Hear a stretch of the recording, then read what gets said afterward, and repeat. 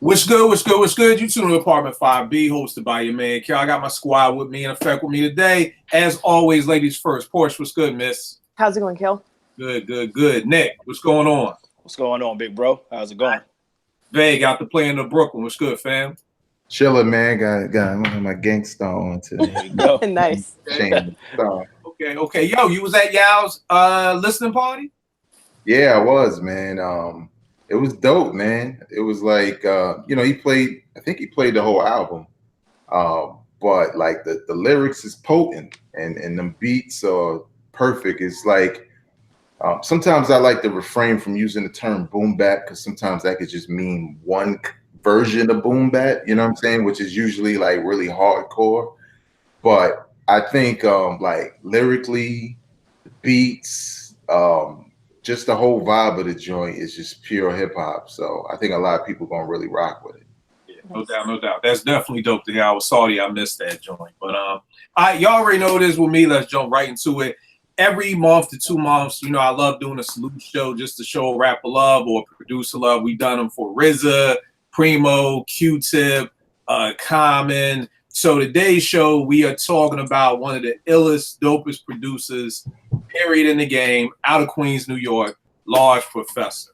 So first thing we're going to dive into is, when was the first time y'all heard Large Professor, and when was the first time you knew, like, this dude is serious? And the reason I'm asking that in a two-part question, because in the 90s, there was rappers coming out every week. You had Twin Hype, the little two twin niggas, and K9 Posse. So cats was coming out every day. So you may have heard them, but then when did you know, like, yo, this dude got some shit behind him? Nick, what about you? When I first heard him was looking at the front door, the single. My pops had it. Like, my pops, he wasn't a hip hop head, he was a music head, and that was just one of those songs that he liked. So like when he liked the song, he would play it like the same song all day. And I think that's why I'm the way I am. I'll play one song for hours. So it had to be like 1991, maybe the summer. Looking at the front door was when I first heard him. All right. And when you know, like, this ain't no just, one hit wonder type dude. Like, this dude gonna be around for a minute. Yeah, so, just hanging out. I'll say when Faking the Funk came out. I'll say, okay. All right. No doubt. Yeah, it was official. Yeah. No doubt. Porsche, what about you? It would have been, I wouldn't have known at the time that it was Large Pro, but it would have been Akinyele's Vagina Diner album. But then, like, when I actually knew that Large Pro was like dope as hell was Illmatic. And not because I'm a Illmatic, rib of hip hop kind of person, but it's just how well received that album was, and how and even like Main Source, like Live at the Barbecue and all of that kind of stuff, like just how much buzz he kind of stirred up, and how much I don't know how to like put it into words, but every time it was just like this big, everyone loved it. Everyone loved everything he was ever part of. So I knew like he was serious when Illmatic dropped. All right, no doubt, no doubt. Let me make a correction, because let me not act like I was some historian at 11 years old. I'll say, I just thought about it, like, because I'm gonna keep it a buck. I thought the two DJ niggas was the producers at first. I think most everybody did. Yeah.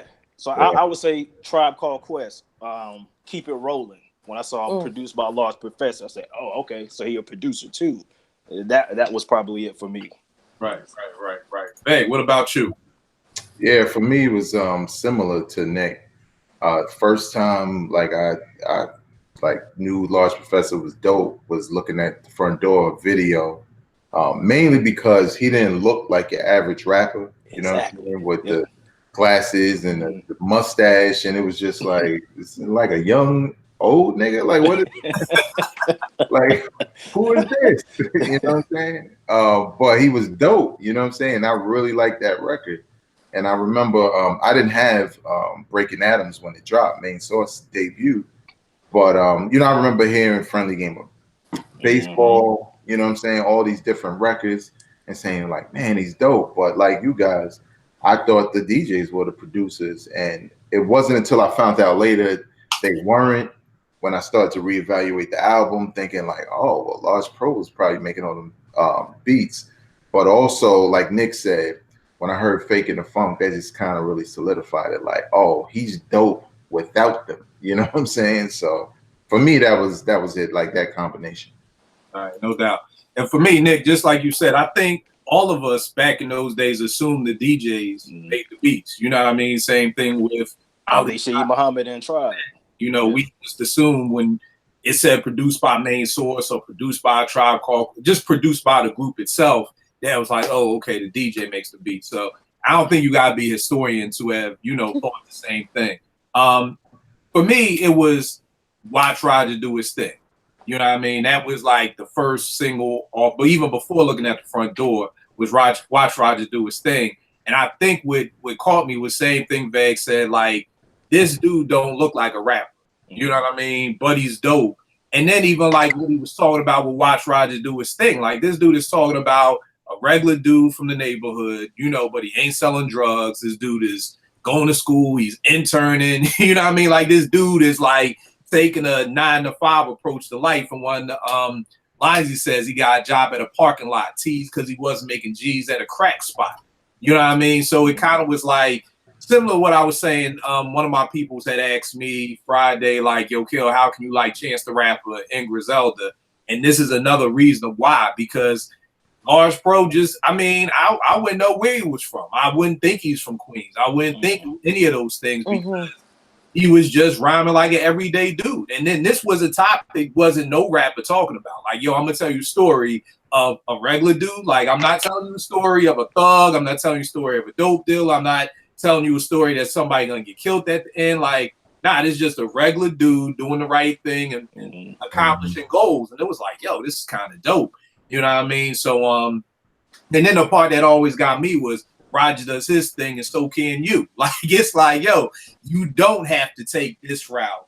You know, you could take this better route. So for me, you know, that's the first time I heard him. But then like when I knew it was a problem was definitely Looking at the Front Door. Like it was definitely like, damn, this dude is back again talking about real life shit. Like, you know, kind of like what we complain about at 45, there's no adult contemporary hip hop. Large Pro is giving you adult contemporary hip hop as a team. Yeah, exactly. 1991, like this dude is telling you about a dude like, yo, you ain't gotta sell crack. You could be successful like this. Like, yo, now it's yo, I got problems with my girl. Like, you know what I mean? Like nobody else was doing that back then. You know what I mean? We talking 91. You talking about Niggas for Life is out. You know what I mean? Yeah.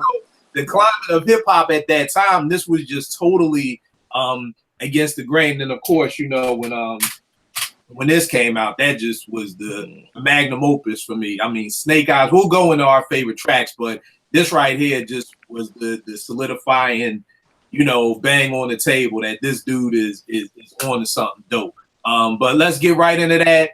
What are your top 5 Large Pro fave tracks and why? Nick? Just Hanging Out. You want me to drop all 5? Yeah, drop all 5 of them. Okay. Break them So down too, man. Just Hanging Out, just that sample. I just like the laid back. I think a lot of people, like my younger brother, he heard Boss Deeper. Yeah. So he that's what he know the sample from. So when he heard me playing that, he was like, oh, they used the same sample as Boss. I was like, well, he used this first. Right. So yeah, that's one. Just a Friendly Game of Baseball. And the funny thing about that track is I heard it on the Boys in the Hood soundtrack before I even heard the album. So that was my first time hearing that song. I gotta say It Ain't Hard to Tell because that's the song that got me into Nas. So you know the Michael Jackson sample, he hooked that up. The top five. The title track from his solo debut, the LP, that joint. I think Q-Tip might have flipped it again on the Renaissance album, but Large Pro did it first in '96, and then a group called Nonfiction. They had an album in like 2001, 2002, and he had a song on there called "We Are the Future" that's pretty dope. If people haven't, you know, kept up with Nonfiction, I'll post when you make the post. I'll post that up. But that's probably one a lot of people haven't heard.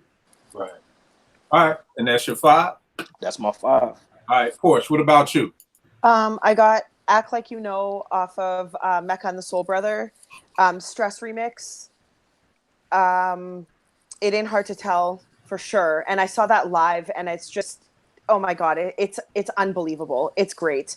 Rewind, Nas's Rewind, and then The Heist off of Busta's album. Hell yeah. Yeah, that one's just phenomenal. Yeah, I think I go ahead. forgot that. No, I forgot. That would have Yeah. definitely been one of mine. Hell yeah.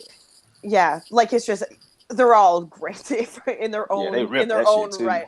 Yeah, like I just feel like, and I'll get into it when we talk about remixes. Actually, same reasons apply to my top 5, so I'll save it for when we talk about the remixes. All right, no doubt. What about you, Veg? Top 5, I got Kool G Rap, Streets of New York. I mean, I didn't even know Large Pro did the beat, to be honest. I just thought it was a really dope record, and I think when I found out that Large Professor did it, not recorded, but produced it, it was just like, man, that's part of the whole vibe of the whole beat, the whole song. I mean, like, you know, that track and those horns and all of that, it sounds like a story, you know what I'm saying? It feels like a noir type style beat. And the video was kind of like that, especially the way Kool G Rap was dressed. But yeah, I always loved that track. It Ain't Hard to Tell.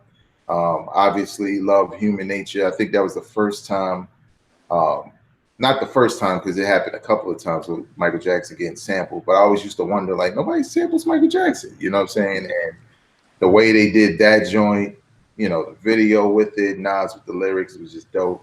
Rakim in the Ghetto. Just like really soulful beats that you feel like as an MC, you gotta say something, you know what I'm saying? You gotta say something special, can't be wasted. Resurrection remix. Hell yeah. By Large Pro. I mean, if you listen to any old school mix, especially when it's about the 90s, they play that record all the time, like to the point I almost forgot the original. I'm like, wait, right? Not the original? You know what I'm saying? And what else? I guess one more, right? What I had here, Ain't Hard to Tell. Blah, blah, blah. I like the Large Pro joint, Stay Chiseled. I don't know what it is about that track. It's just, again, it has a vibe to it. You know what I'm saying? Like I'll say this. For like all those records I named and some of the records y'all named, his beats got character. You know what I'm saying? Like, yes, you could tell he was thinking about what the song should be about when he created it. Like some producers do that, and then some producers just make beats that are hot.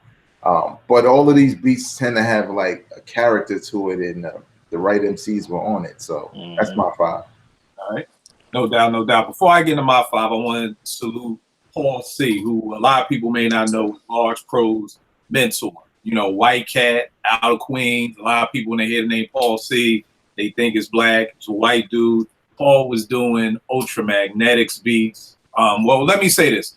Paul was doing a lot of drum programming because, and keeping in mind, again, back in these days, everybody didn't have drum machines. So you would just come to the studio with records or an idea in mind, and then whoever was the engineer kind of hook it up. So that's kind of what Paul C was for a lot of people. So for Ultramagnetic, Super Love C and Casanova Rudd, Organized Confusion, Steezo, It's My Turn. In fact, Paul was the first person to ever use the Skull Snap break right here. This was the first time I ever heard this break, which is just now one of the dopest and most, well-known break beats in hip-hop history, was Paul C first.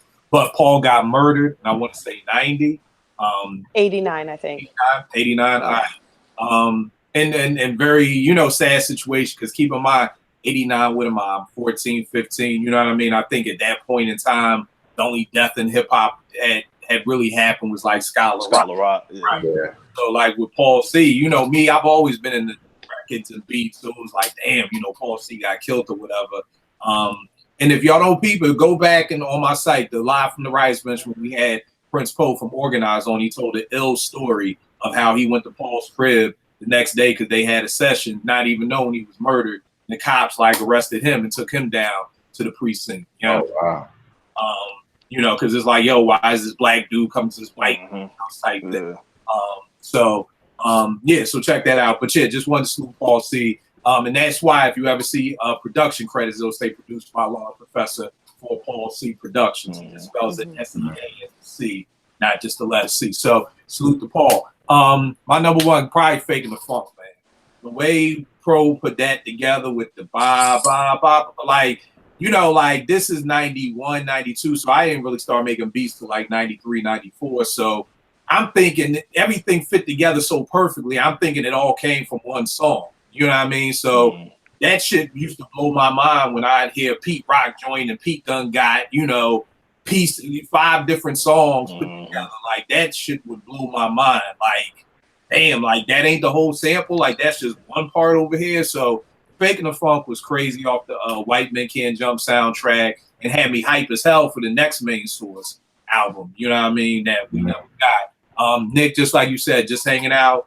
And 90% of me sample I've always loved, and I love the fact how he combined Sister Nancy's Bam Bam in there, you know, and like, you know, little scratch, you know, bomb bomb bomb bomb bomb, what's up? I was like, no, this nigga's on some next shit right now. Like the people though, again, young folk don't understand. This was not your normal in hip hop. You weren't mixing reggae and hip hop, you know, back then. So that was crazy. And I just like the story, like how he like, yo, I'll be chilling in Mount Vernon with Pete Rock and CL making beats that's sharper than cleats. You know, just again, just Large Pro, just like, yo, we just hanging out. We ain't doing no shit. We just get in the car, we hang out, we just hanging out. Stress, Organized Confusion remix. I hated the original Stress. I thought the beat was horrible. I thought the video was horrible. I hated everything about that song. I was like, yo, what the fuck is this? And then when I heard the remix and he starts it off with that tap repeat, yeah, it's the verbal, yo, and then all 3 of them just kill it. You know what I mean? And a lot of people may say, Large Pro ain't that nice on the mic. Well, that nigga kind of held his own with Prince Pro. Yeah. So you kind of got to give him something because it's very hard to hold your own with Prince Poe and Pharaoh. And Pharaohs, yeah. You know what I mean? And Large Pro's verse may have been the dopest. You know what I mean? Like, so another one, the Rap World. Now I don't know if him or Pete did this. Yeah, that's why I didn't choose that one. But I love that this song. is like one of my little extras because I don't know who did the beat, but that shit was crazy. Off the High School High soundtrack, that joint was crazy. And like Vague said, the Ghetto, Eric B and Rakim. You know, a lot of people don't know Paul did a lot of ghost production on Let the Rhythm Hit. You know what I mean? Because at that time, I want to say Eric B had already kind of tapped Paul to do that album, but Paul got murdered. So it was kind of like, yo, get Paul's young boy to do it, which kind of flows into the streets of New York. Same thing with G-Rap. And it just, you know, since Eric had used them, I can't remember which one came first. So it may have been the G-Rap album came first and they liked what he did with that and then brought him over for that. But yeah,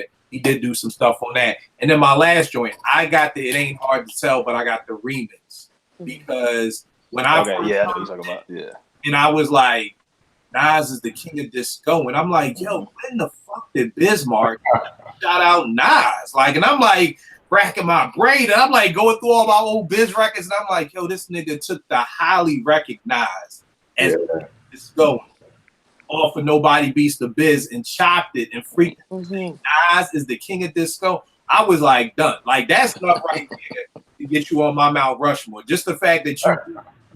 These are the questions. This is why I wanted Paul on the show because I'm like, yo, what the fuck was on your mind? Was you high? Did you just get some? Like, I need to know your mindset of where you thought to chop, recognize, and make it Nas. And yeah, so those are my top 5 beats right there. Now tell me this: a lot of people. Oh, I got one bonus one. Yeah, no doubt. What you got? Slick Rick, I Sparkle from the Wild Wild. What was the Will Smith movie? The Wild Wild West. Yeah, Wild Wild West. Yeah. He had a joint with Slick Rick called I Sparkle. That was dope. Say word. I never even heard that. Yeah. I think the only reason why I even heard part of that soundtrack was because of Kel.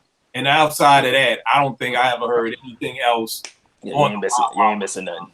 Yeah, I ain't listened to it either. But the Slick Rick joint is dope. I got to check. It's dope. Yeah. Called I Sparkle. All right. Yeah. All right. I'll link it up. All right. So tell me this. Whenever I hear about remix, of course, we know Pete Rock, we hear about, but I never hear Large Pro's name brought up. in remixes. Whereas I think just off that Stress remix alone, to me, if you can make me go from hating a song to loving it, yeah. That's you putting in work. So tell me, what is some of y'all fave Large Pro remix, Nick? Well, so y'all will probably have to fill me in because I didn't know he did that many. So of course we got the Stress, we got the Common, the he actually did two. He had two Resurrection. He had the Extra P mix and then the Lost Professor mix. So he had two of those. He did the Gangstar Gotta Get Over remix, which is dope. And then he did what was the other one? He did one for Slick Rick. It's a boy. It's a boy. Yeah. Yeah. So outside of those, I know he did like another version of A Friendly Game of Baseball too. It was like another version of that.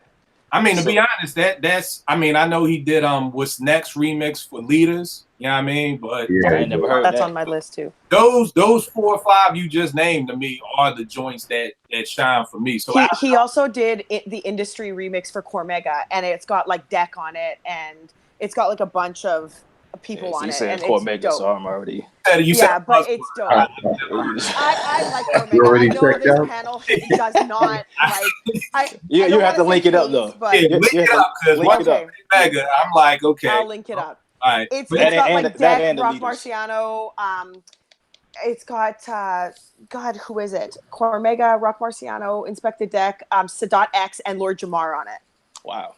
Yeah. That's a posse cut. That's a it's a posse cut, and it's pretty dope. I mean, you guys don't like Cormega, so I already know you're not gonna like it. But I like the other niggas on there, so yeah. All right, so Nick, out of those that you named, what would you say is your fave? Probably the Stress. The Stress remix, yeah. All right, no doubt. Porsche, what about you? So I have Large Pro remix.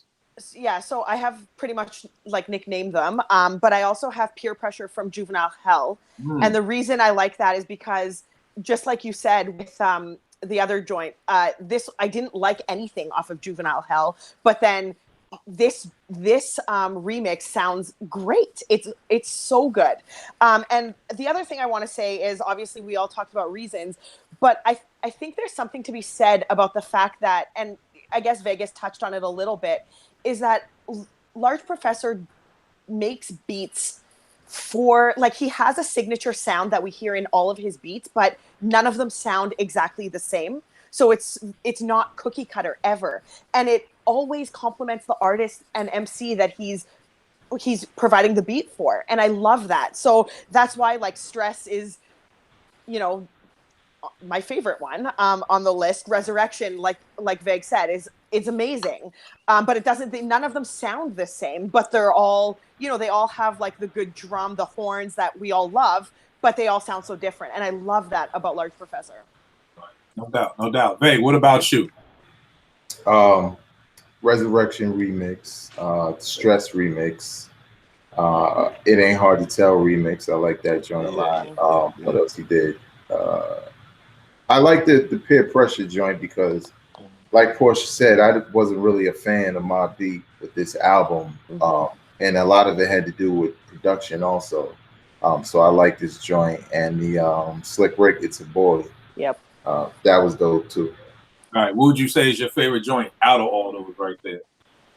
Probably the Nas, because like remember like when the cassette single came out, it was like 1 million remixes on there. But that was the one I loved the most for the same reasons you said, man. Like I was doing the same thing. I was about to ask him, like, yo, like Biz? Like when did this happen? But yeah, I just thought it was just a dope beat altogether, and him flipping that sample and it just going right. I didn't think I would like anything more than the original song, to be honest, because I love the beat and the whole vibe of it. But yeah, that's probably my favorite. All right, no doubt. Everybody named all the remixes. I would probably have to say my favorite joint is the Gotta Get Over remix that he did for Gangstar. Because I honestly know a lot of people like the Can't Stop the Prophet, the P Rock remix, better than the original. I think it's dope. I just still like the original better. But this is the first time somebody remixed Gangstar over Premier, and I liked it better than the original. Like I like it a whole lot better than the original, which I can't say that for anybody else. And kind of like what everybody's already said, that's something that, you know, Extra P has the ability to do, is almost like Veg said, make you forget about the original. Like, I don't think about the original Resurrection whenever somebody brings up Khan's Resurrection. I never think of the original Stress when somebody brings that up. I still think of the original It Ain't Hard to Tell. But yeah, you just don't. And I think that's a job in itself, to not just be able to remix something and make it dope, but to be able to remix something, make it dope, and maybe even better than the original. And the people he's remixing ain't no slouches, you know? Right. Stress was Buck Wild, you know, Resurrection was No ID, you know, Gotta Get Over His Premiere, you know what I mean? Like, you're not remixing those slouch dudes that nobody ever heard of. So to me, to be able to do that and, you know, make it so dope is just, you know, extra to me. Like, it's even extra points or whatever like that. Now, tell me this. I know Pro has never really produced an entire album for somebody else outside of Ox, you know, Vagina Diner, which I believe is so highly slept on. Yeah, it is, man. He produced Mega Philosophy by Cormega, but you guys wouldn't know that because you don't listen. He did the whole album? The whole album. I might check it out just for that.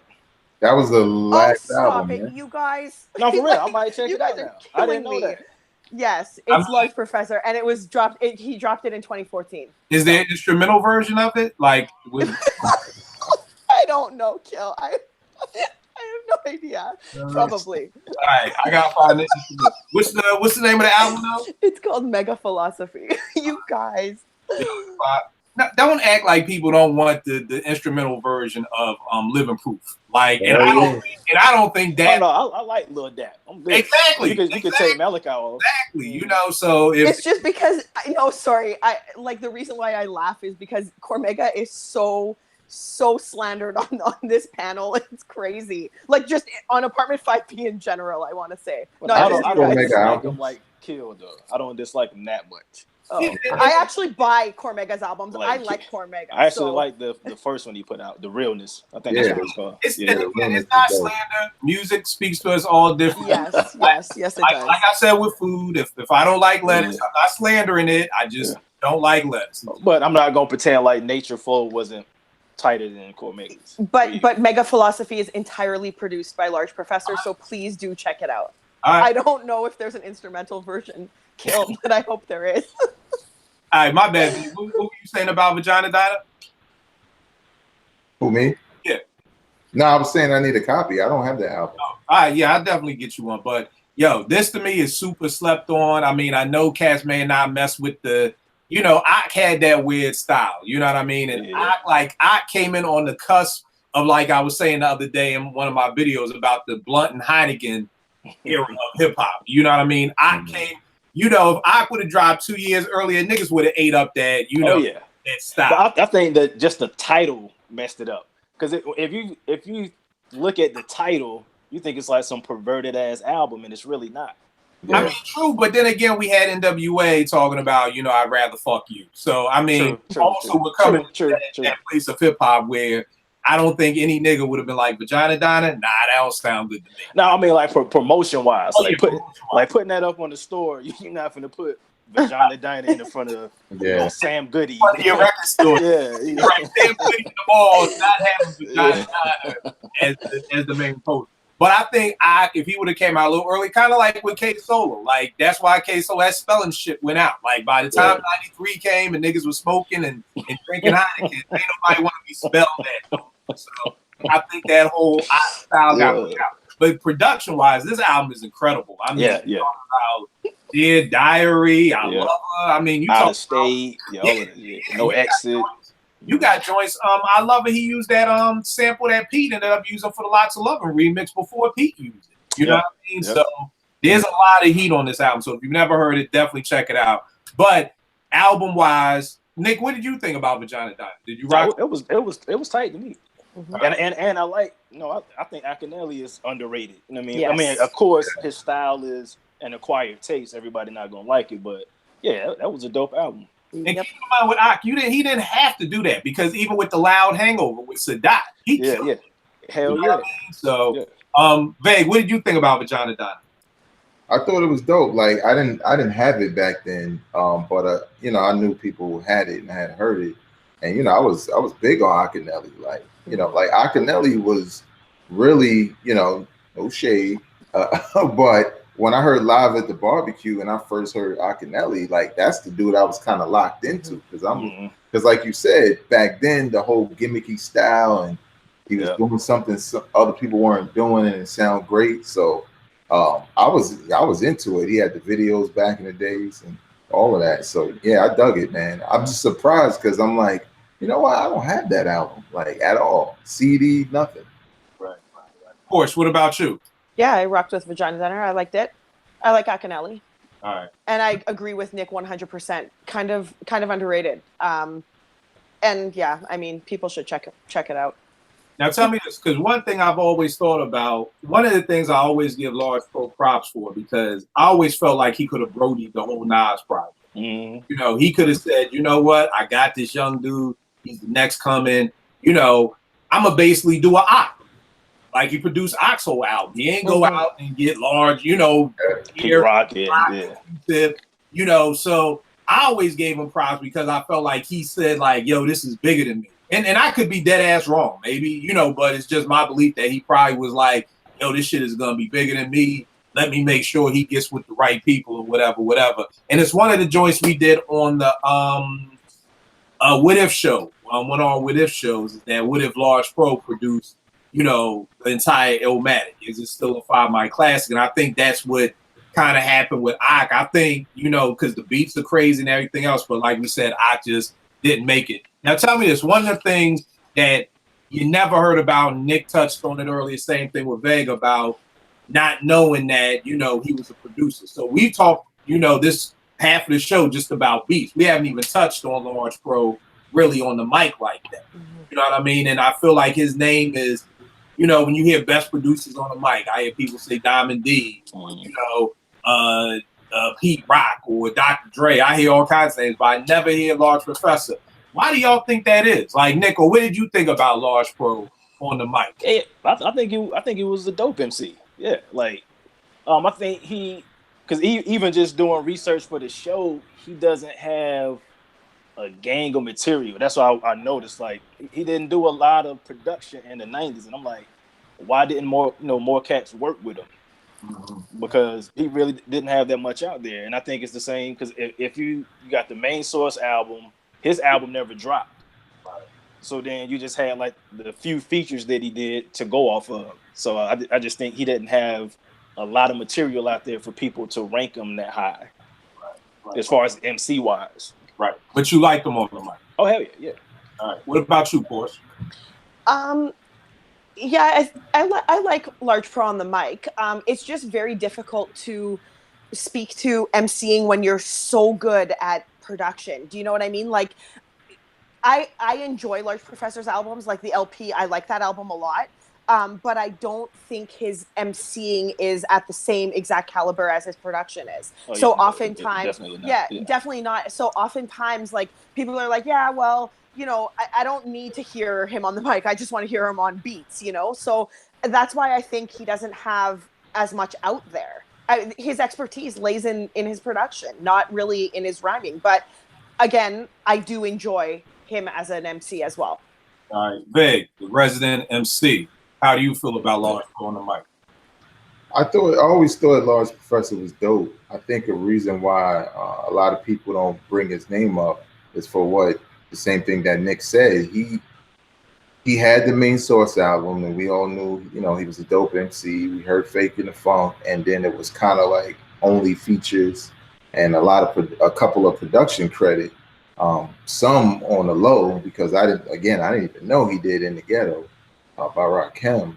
And I think, you know, I started to look at him more as a producer than a rapper because he hadn't really had solo projects, especially once his joint, the LP, got shelved. And I think, like, because I remember, like, when the Mad Scientist video came out, and I was like, oh, like, finally, because when he was on Tribe Midnight Marauders and he said, buy the album when I drop it, I was ready. Exactly. I was Yeah. like, oh, word, you got an album coming. Mhm. And then it was like it never came until like a couple years later with the Mad Scientist video, Mhm. and then the album still didn't come. So I think a lot of people just kind of just looked at him as a producer, and that's kind of where he stayed, unfortunately. Right.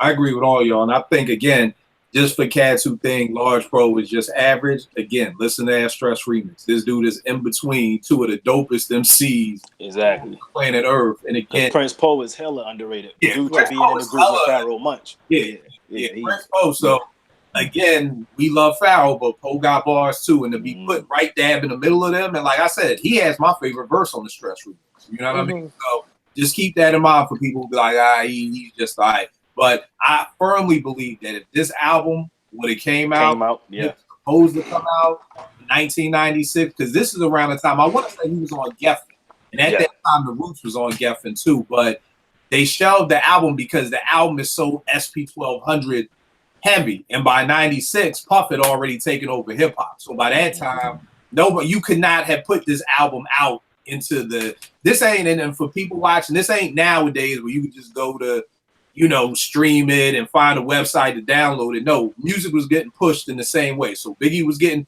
now Biggie would get more of a push, don't get it twisted, but all we had was magazines. All we had was magazines, hard. So it was, you know, there's no way that this was competing with Bad Boy and Foxy Exactly. and everybody else was putting out. So from a record executive standpoint, I get why you would have to shelve it, because nobody's really gonna fuck with it like that. But if that joint to me when it came out, I mean, I look, man, the bullshit, hungry. I just want to like this a 5 mic album to me. Yeah, you know, it's a dope ass album. Yeah, and like back then when Mad Scientist came out, yo, that was crazy. Man. It was, you know, Just Want to Chill came out. That was dope, and it was like, but like Veg said, then the album ain't come for like another 10 years. Like, you know, 5 years went by before we eventually. You know, hell, you can look at the picture of Large Professor on the back of this. This nigga the same age he was when he made Faking the Funk. So, so, you know, and then from there, he went on and put out, you know, some solo albums. I didn't love them. This was one of the ones that I really did enjoy. This one was just called The Large Professor. Large Professor, yeah. You know, I think he put out one called First Class. That was like the first solo. That was like 2002. So, you know, you're going from Breaking Atoms to that. Right. You know what I mean? And I think, like you said, kind of one of the things that the sad part about once hip hop started going through that Puff era was that you had certain producers you went to. Like Premier was the go-to street dude. You know what I mean? So if you weren't Premier or maybe Pete Rock, and almost by that time Pete Rock dipped off between Main Ingredient and Soul Survivor. Like that was a good 3-year span. And again, that time period, the I&I album got shelved. D-Dog album got shelved. So it's not like these dudes weren't working. It's just their music wasn't being heard, you know, by the masses. So I think that was the other thing with Large Pro. He kind of lost his footing. Kind of like, to me, Just Blaze eventually became what Primo used to be. You know, because about 2003, it was, we need that street banger. Just. You know, nobody was even going to Primo no more. Exactly. So I think it was kind of like the same thing kind of happened with Pro. With that, because Primo was one of the few people who could ride that I'm gonna do a track for fucking some random dudes from Brooklyn, all city that nobody ever heard of, that I love, by the way. I'm just saying at that time, I'm like, fuck is all city. Like, go in the studio and have Big come in right afterwards. So not too many people ever had it. So I think that's the thing too. Now tell me this. Does Large Pro make your top 10 of greatest producers ever? Nick, what you got for me? He's like in the 6 to 10 range, but he makes my top 10 because my favorite albums came out between 91, 96, and he played an important part in that. So like that era, it was like Premier, Pete Rock, Lost Professor, Q-Tip, Organized Noise, Dr. Dre, RZA, Havoc. Those are like my favorite producers because that music soundtracked my youth into adulthood. So he's definitely in my top 10, probably like 7 or 8. All right, no doubt. And it's funny you said that. I'm glad you did because I actually forgot it. A lot of people don't know Large Pro is the one who taught Havoc how to make beats. Yeah. You know what I mean?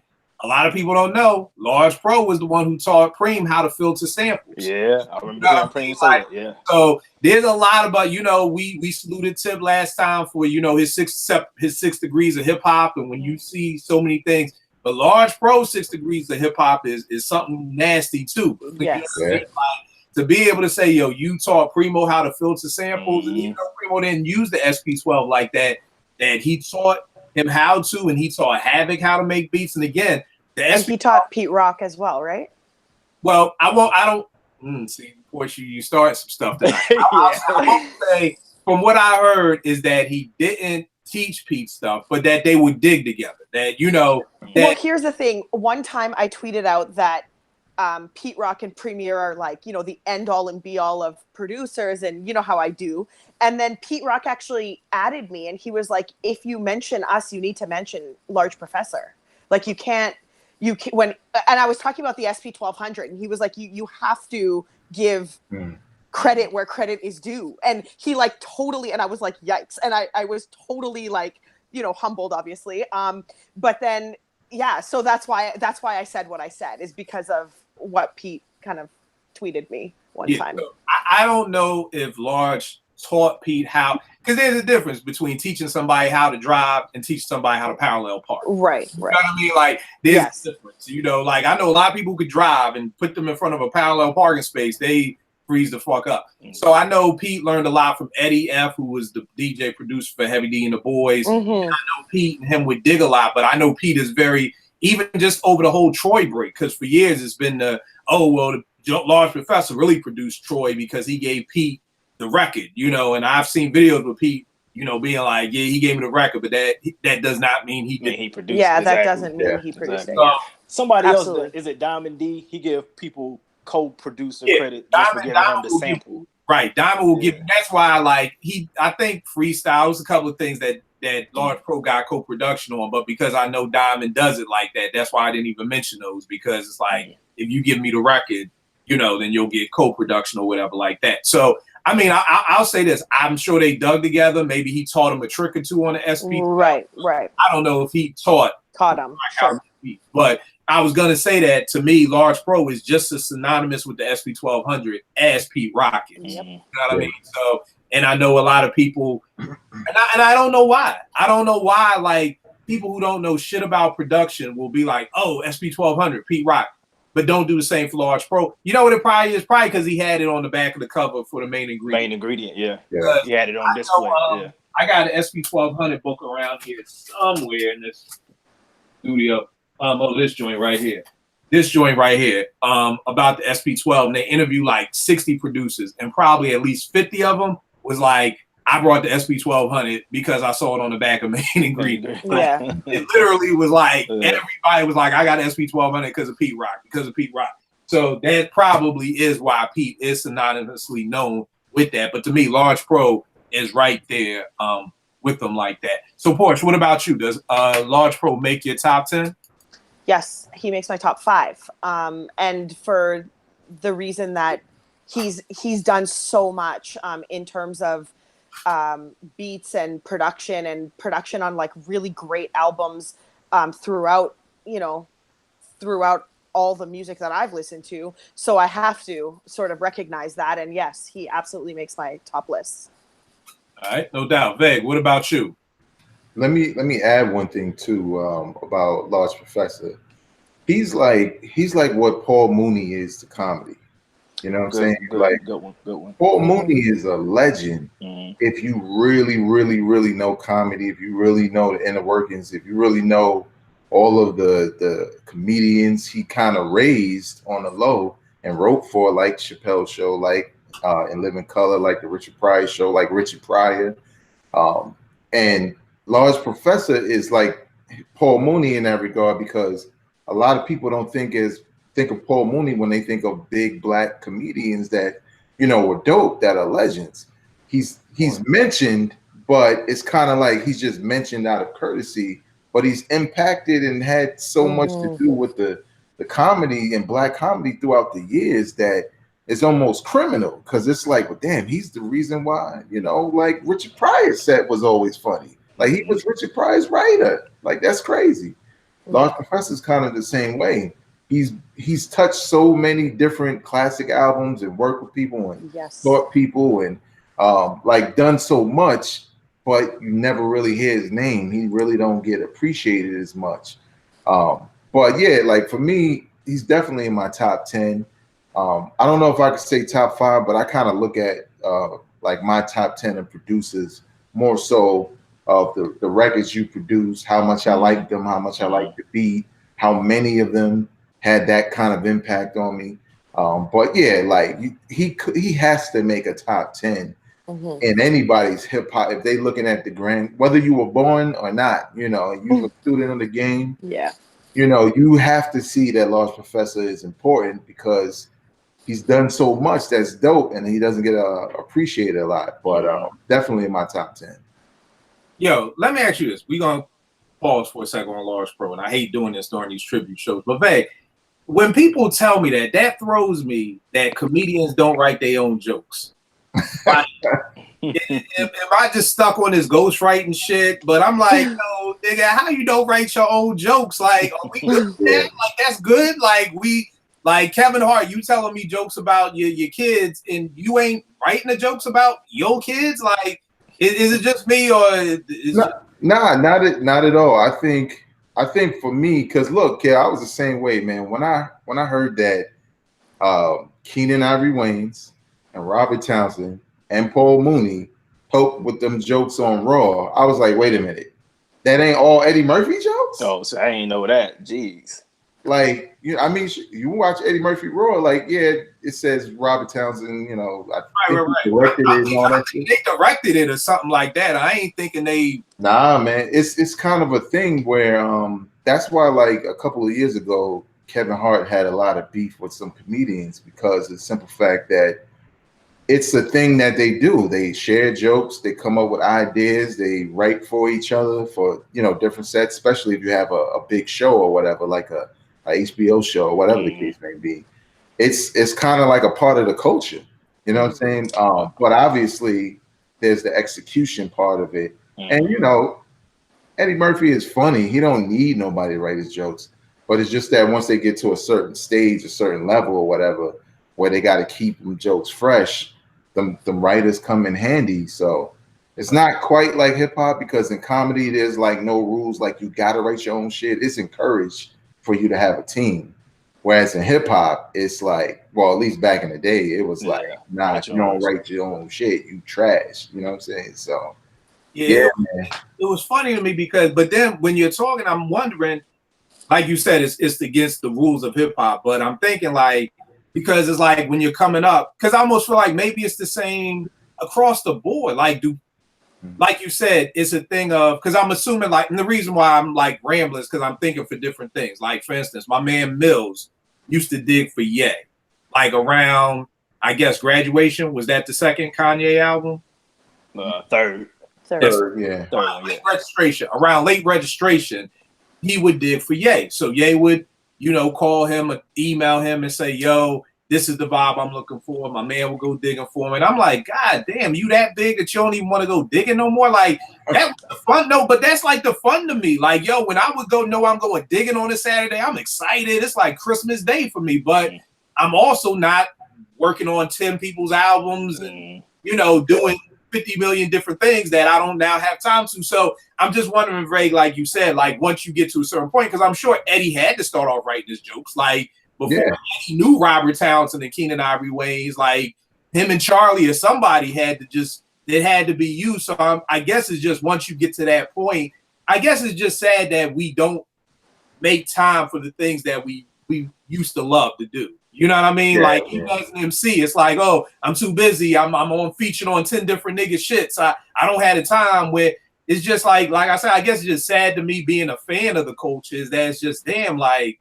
nigga, you can't take a day to just go digging. Like, I get it, yeah. Like, you're all over the world, but damn, can you take one day just to go digging? But I mean, maybe you can. Maybe you can. So yeah, look, I think because I agree. You know, you feel like you know you got a budget. Like you know, we ain't got no budget. We writing, making beats before you go to work. You know what I'm saying? Right. So I'm like, nigga. So, but I think if we had it where we had a budget or whatever, like. it's always with the first album, the first big comedy television show or whatever, where it's usually mostly you. But I know like after a while, these projects kind of become projects, you know what I'm saying? And it's more like they can't fail, you know, even if you're not the biggest artist in the world. So a lot of times you start trying to perfect everything you make. And, you know, like it becomes a lot of pressure on one person because now you're forcing the art. Like, whereas in the past, you know, I was writing rhymes every day when I was young. But if I was doing appearances and doing shows and flying here and flying there, sure, I might write some shit traveling, but like I might want to sleep. Like, you know what I'm saying? So I might just tell my homie, like, yo, I'm gonna take a nap, just come up with concepts of records. And, you know, then go through this 1,000 beats that Kill sent me overnight through email with no zip drive. And just let me know what's hot. I'm the type of person that would probably still go through it, but I think it's just different for different artists. Yeah, nah, and it makes sense. I guess like I said, the fan of me is just sad because like, and I guess that's why, because I saw the younger comics or the less successful comics dissing Kevin Hart, you know, but you never really see the same successful people dissing those people because I guess they get it. They're like, yeah, they understand. We in the same room now. Like y'all niggas down there on the first floor. Like we up here in the penthouse. Like up here in the penthouse, we don't write our rhymes. We don't write our jokes. You know, y'all peasants down there on the first floor, y'all still gotta do that shit. So I guess that makes sense because usually even in hip hop, it's like the Gilly the Kid telling the Lil Wayne, you don't write your rhymes. You know what I mean? Like, it's not a Drake telling Lil Wayne or, you know, somebody on your same level. It's always somebody below you calling you out for what it is. All right, back to Large Pro.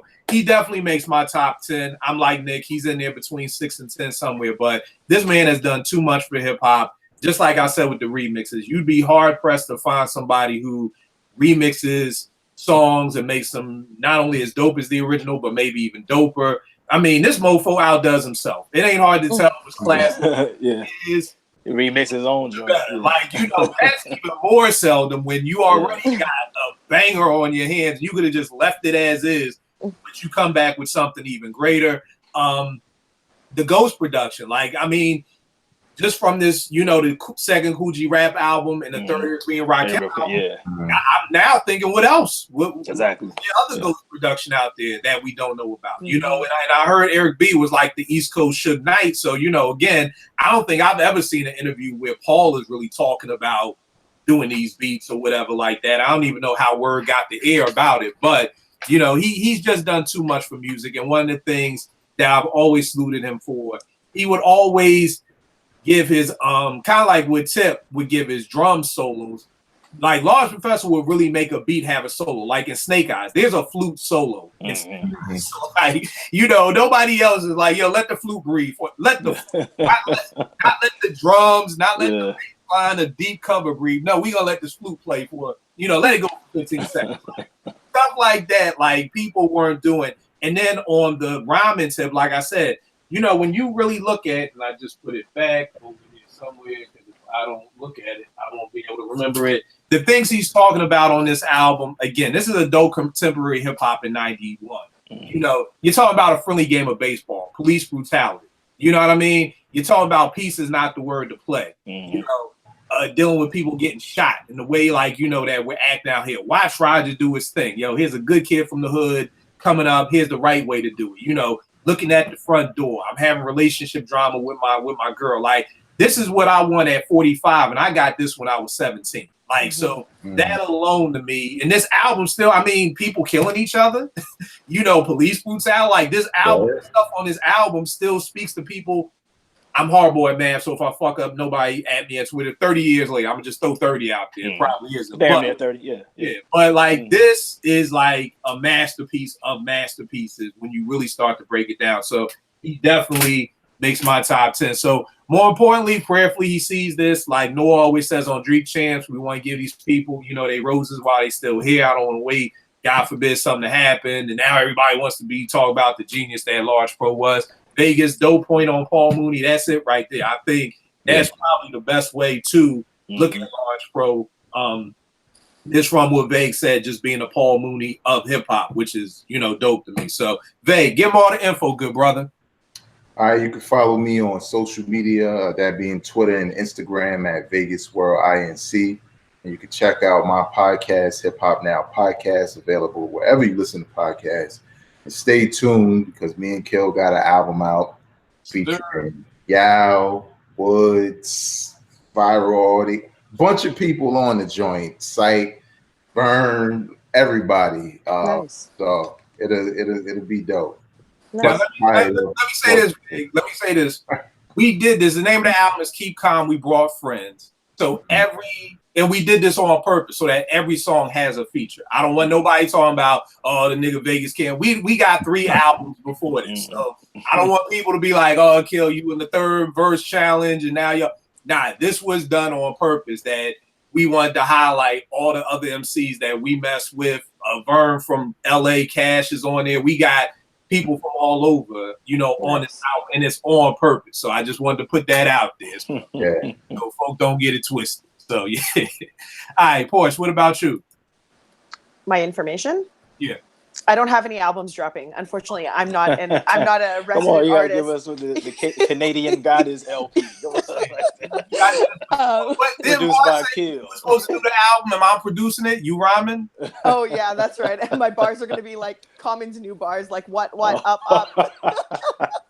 Anyways, Kill will link up my if people want to follow. And don't forget, Mofos and Bozos. Me and Porsche's live podcast. It's gonna be live. Wow. Y'all think I'm fucking around. We are doing a podcast called Mofos and Bozos. It's gonna be live. Everybody who beefs with us on Twitter can jump on. I think everybody says it that me and Porsche's timeline, like nobody beefs with enough people like me and Porsche. So I think I'm sorry. That's why I Kill go to beefs be with people, and entertained. but wait. Kill gets into beefs with people and I get blocked for it. That's the part now, I'm like that is out the about. crazy thing. This is the crazy thing. Like this is wild. So with me and everybody else will jump in it and everybody gets blocked except me. And I'm trying to get blocked half the time. I'm not block me. We know people who block everybody, but for some reason don't never block me. Like, please. And I'm out here being like, look, I respect your opinion. That's totally cool. And this guy's like, forgive me, block. And I'm like, the hell? Well, some guys are sexist. I think Kill got dirt on a lot of people. That's what I got dog. Yeah, no kidding. No kidding. I think so. All right, Nick, give him everything, good brother. Big bro, link it up. But more so, I want to know why more people didn't work with Large Professor, man. And the Beatnuts in the 90s. I don't think enough people work with them cats. No, you know what? That's a good question, man. That's a good question. And I really want to, and Vague, I'm going to need you for this. I'm going to need everybody for this, but I really want to start. I want to do a I Used to Love Her type series where, how Common's like, yo, I met this girl when I was 10 years old, and he breaks down like, because I did the video on Friday about the whole Heineken and Blunt era. You know what I mean? And I don't think a lot of people look at those changes in hip hop. You know what I mean? Where literally like Kid and Play used to be the shit, and then Heinekens and Blunts came in, and you can no longer just dance. Like there's a whole generation of people who don't know shit about dancing. Like they don't know nothing about breakdancing. They don't know nothing about Scoob and Scrap. They don't know nothing about Heavy D and the Boys. They just know about. I always joke if Illmatic comes out 3 years earlier, Jungle and some other nigga from Queensbridge are doing dancing. Like they are. I mean, like yo, Cool Rap had the Chosen dancers. Look at the Road to Riches. The TCF dancers was killing it. In that the Cool Gangster Rap had niggas dancing for them. So yeah, Jungle and some other nigga would have been dancing. Instead of being on stage with army fatigues, drunk, smoking weed, and I want to do a series on that because I'm like Vague, you're in Brooklyn. Like, how do you think Kane broke it to Scoob and Scrap? Like, nigga, I don't need y'all no more. Like, niggas don't dance no more. Like, who got the memo? Like, did somebody fuck with? No, it wasn't no email. So did the label say, okay, y'all, niggas don't dance no more. So cut this shit out. We could kill this dead weight. Like, how did these decisions get made? Or then when you came out the Heineken and Blunt era, and then you went to the radio, the Bad Boy era of you know what I mean? So kind of break down those things, because so many of these artists who I think and it's kind of going back to answer your question, Nick, is that I think when you're changing it, you know what it is? It's almost like gentrification. Like I was driving through DC today, and there was a part of Southeast over by Potomac Garden Projects I used to work in back in 2000. And now in 2019, the worst junior high school in DC, Hines Middle School, is now a fucking mall. You know what I mean? And I had no idea. I had no idea this was coming. People were like, oh, they gonna gentrify this neighborhood. How you gonna gentrify a neighborhood? These niggas get out of school every morning and rob everybody. How you gonna? But they deaded the school, built the mall. You know, so I almost feel like it's almost gentrification with hip hop, and people like Large Pro and the Beatnuts, they weren't privy to know what was coming up.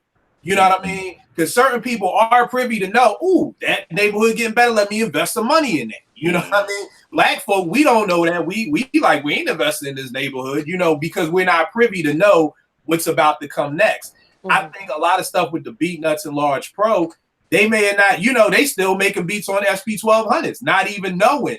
You know, I'll never forget my OG Roots. I played him some beats. He was like, "Kill, where's your ear candy?" I was like, "Fuck his ear candy." He was like, "Come on, man, you need some cymbals and some sprinkles and some scratches." I'm like, "The fuck is ear candy?" You know, I'm just on this ASR 10 making beats, and he's like, "Nah, that's going out," because Roots was actually in the game. So I guess in the studio, he was in these places to know, yo, Swiss is coming, nigga. Like, yo, these records about to get played out in a minute. So I really think that has to be one of those things that, and it just at that point in time, like the Beatnuts name just wasn't going to sell a record. You know what I mean? And but you know, Beatnuts and Large Pro produced an album though, right? The Originators, the Beatnuts album. I mean, yeah. I mean, I don't know if Large Pro did the Originators. I know the Beatnuts had it, but I just think by that time the Beatnuts were kind of like played out, because also in this change in the hip hop, there was a time I remember I lived in Atlanta and I was on the MARTA, and this little girl was like, "Who produced that song, Puffy?" You know, and it blew my mind because that sounds like yo, she's like Puffy, and I was like, but what blew my mind was that a lot of people didn't even know what a producer was before Puffy. Mm-hmm. You know what I mean? Yeah. So after that time, when a little kid could know what a producer was, no, they don't want to hear the Beatnuts. They don't want to hear Large Pro. Like I said, I think Primo just kept his foot in the door because he was blessed to be able to be on the J. Primo is one of those weird people who just transcended everything. Like he could do Rakim, KRS, old. He could do underground. He could do J, Nas, and Big. Yeah, you know what I mean. So he was just like one of the weird ones like that. But I think the change in the game is what it was. And after a while, even with Premier, like he like 99 was the last time he worked with Jay, and then 2001 for Nas. I wonder what happened with those relationships. I could tell you what happened. I mean, well, I pretty much know the J one, saying the Ether one. Yeah, and those beats just started sounding too similar. You know what I'm saying? True. Like Hill said, I think a lot of different techniques came along, and like getting Premier was like a vintage thing for some of these artists that came up with him. But then as that sound started to fade a little bit, I think, you know, people just, and Premier wasn't really advancing with the times as far as production until probably like Prime. That I think that's kind of played a role in it. But Kill, you bring up a good point about that, because I think what really happened for the most part is, in hip hop, we just kind of get tired of one place in hip hop. You know what I'm saying? Whether it's the Yes Yes Y'all joint, and then we hear Rakim over these James Brown samples, and we like, this is it. I don't want to hear Just Ice. I don't want to hear Curtis Blow. I don't want to hear none of that. And then when Rakim gets old, like for me, I always tell people, I like the whole UMC's era and the, you know, Leaders of the New School era from East Coast. But I was getting real tired of that shit. Like real tired. I was like, yo. And when Death Row came out, I was like, this is what I want to hear. You know what I'm saying? Like they talking about some real stuff. And I loved it when the East Coast came back and we got Wu and Black Moon and Biggie and Nas. And it was like, yeah, this is what we want. But it's not like I didn't love A Tribe Called Quest or Das Effects. You know what I'm saying? So I think they kind of, I think the like we just age out in hip hop, and we just don't want to hear the same thing, but for so long. I know this mumble rap feel like it's been going on for an eternity. Yeah, I know, right? Way too long. Yeah. Yeah.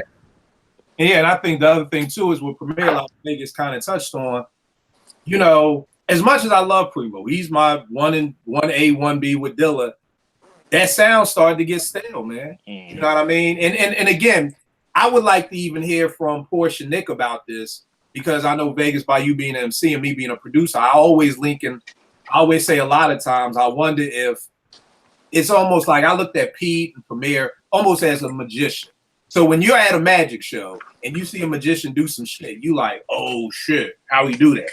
When you find out how they do it, some of the lore comes off of them a little bit, because it's like, oh, I can do that now. Like, I know how this nigga gets a rabbit out of the hat every time. Like, it's not as crazy. So and then you have people like Alchemist, who started off sounding very kind of Premierish and then kind of just took off with it. You know what I mean? And things like that. Even when I made the comment on Twitter about, now I'm not a huge Muggs fan. I think Derringer and Alchemist do it better. And everybody like, oh, but he was they came up under Muggs. And I'm like, yeah, nigga. And my dad used to beat me in basketball. He can't even do it. Does that mean like if y'all never watched the fucking karate movie where the fucking, the young grasshopper beats the sensei, like just because he came up under somebody. But I think a lot of times too that again, I think just the place eventually the Beatnuts got to a place by that Milk Me album and the Originator album that it kind of was like nobody wanted to hear. I'm almost even trying to look at what's the last Beatnuts.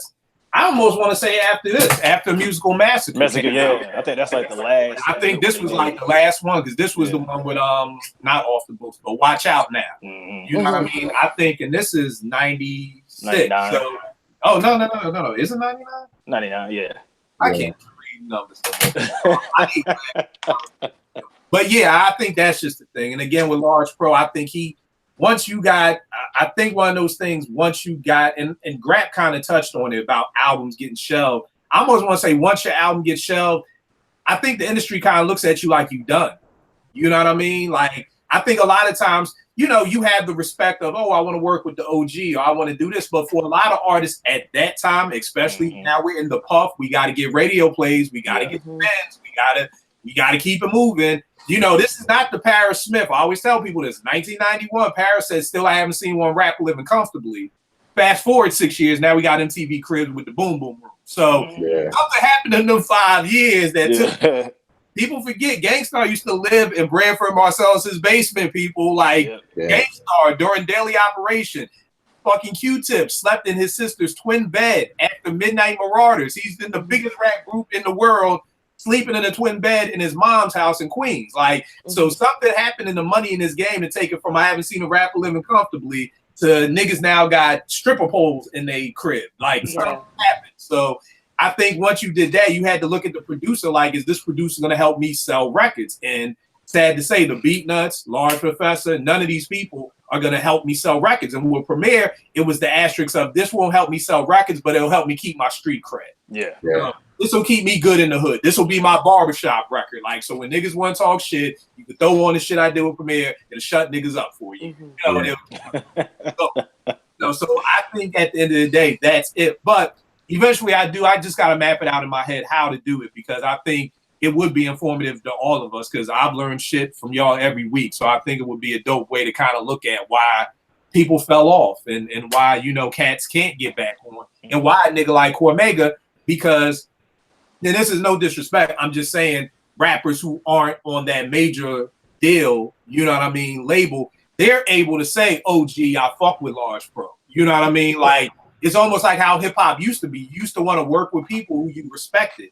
Eventually, hip hop got to a place where you had to work with who could make you money. You know what I mean? So I think that's why you had cats like Cormega working with Large Professor and like mid-major artists working with Large Professor, because it's a respect thing of, I still like your music, or I respect you, OG, versus it being I need to work with somebody who's going to help make me money. And sad to say, the Beatnuts and Large Pro wasn't it. Nick, how is that Kool Keith album with that Psycho Les produced? I mean, it's cool. You got to know what you're getting into. I'll just say that. You know, Kool Keith, so you got to be prepared for his rhymes. But like beat wise, I think it was solid. I mean, it ain't nothing mind blowing. You know what I mean? But it was good to see Psycho Les still active because I haven't heard of Beatnuts project in probably a decade. And I will say this too. My man Mills schooled me. He said the Beatnuts are only as good as the loop they find. That's true. That's true. I could agree with that because I wasn't always the biggest. Well, you know this. I wasn't always the biggest Beatnuts fan. I was a fan of a lot of their beats, Right. but it still wasn't enough. I kind of had like respect because like when Watch Out Now came out, to me that was like a resurgence for them. Yeah, it was. And it was like, oh, they could still make dope beats. You know what I'm saying? So I think one of them followed me on Twitter. Can't remember who it is though. Yeah. And the funny thing with Watch Out Now, it really was just off the books part 2. It literally is the same. Yeah, it was. I did a beat mix. I was like, this shit blend together perfectly. It's the same song, you know. But, yeah, so I think that's the thing too. So, you know, we had produced like Premier and Dilla who they didn't need to find a good loop. Whereas, you know, like, you know, my man Mill said, like, they're just as good. If they can find a dope loop, then it's gonna be a dope song. You know what I mean? And God forbid the people who they had rocking with them, I'm sure if Pun would have lived, he would have still kept fucking with them, you know, regardless. But you kind of need them dudes who blow up to still fuck with you. Yeah. You know what I mean? And that's the problem. Like you said, like Jay blew up, but he's kind of stopped fucking with, you know, Primo like that. Well, I don't know, you know? but Big Pun fuck with him because Fat Joe ain't fuck with DITC when he got big. I don't know. See, outside of Buck Wild, he Buck Wild always had a record on his album. Those are the things that I wondered about because, like I said, with Buck Wild, he could always get work because you got DITC that's always going to hire you. Mm-hmm. You know what I mean? When you don't have a crew, it's hard to get hired. You know what I mean? So, but that's it. All right. So for me, Kill 889 Twitter, IG. Will Make Beats for Food. Check out my young boy Muse's album. It is out. Adolescent Tape. Got a track on Yao's new album. God, what is the name of this? Good Morning Vietnam. I don't know if he changed. That's the name of the beat I sent him, but it's the opening track. Me and Vegas' new album, Keep Calm. We Brought Friends is coming. Vega, I had to tell him, I said, fam, dope minds think alike. Because he sent me the album and said, you're all welcome. I'm like, nigga, why you sending me and Vegas album? I got this shit. Like, what are you talking about? And he was like, nah, that's the name of my album. I'm like, nah, nigga, that was the name of me and Vega album. Like, what are you talking about? But then the YAW, you're all welcome. So it's all good. So don't mind think alike. All right, y'all. I will check y'all out next week. See ya. All right. Thanks. Good looking out, y'all. Sorry for all the confusion.